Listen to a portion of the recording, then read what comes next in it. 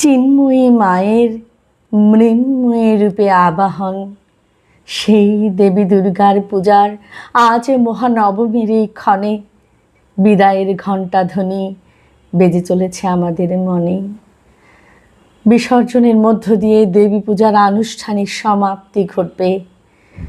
বিসর্জন হবে স্থাপিত ঘটের, নিরঞ্জন হবে দেবী প্রতিমার।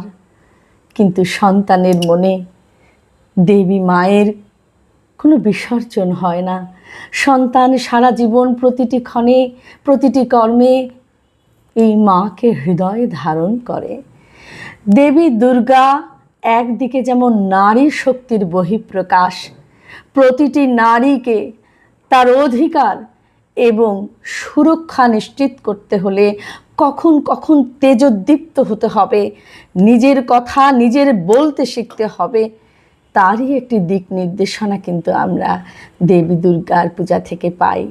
আরেকদিকে আমরা দেখব দেবী দুর্গার এই তেজ, ক্রোধ এবং অস্ত্র তিনি পেলেন দেবতাদের কাছ থেকে, যা থেকে আমরা বুঝতে পারি একা নারী কিংবা একা পুরুষ নয়, নারী এবং পুরুষ সম্মিলিতভাবেই প্রচেষ্টা করলে তবেই অশুভ নাশ করা সম্ভব, এই জগৎ সংসারকে তবেই কলুষ মুক্ত করা সম্ভব। দেবী দুর্গার আরেকটি পরিচয় কিন্তু আমরা জানি, তিনি আমাদের ঘরের মেয়ে উমা। এই কয়েকটি দিনের জন্য তিনি বাবার বাড়িতে আসেন। এখান থেকে আমরা বুঝতে পারি প্রতিটি মেয়ে বিয়ের পর যখন বাবার বাড়িতে আসে তাকে কিভাবে সমাদর করতে হয়, তাকে নিয়ে কিভাবে আনন্দে মেতে উঠতে হয়, সেটাও কিন্তু আমরা এই দেবী দুর্গার পূজা থেকে দেখি।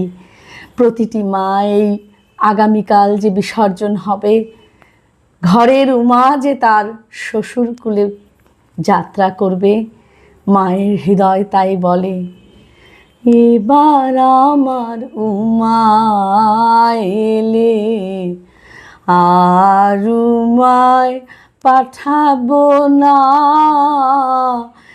এবার আমার উমা এলে আর উমায় পাঠাবো না, এবার আমার উমা এলে।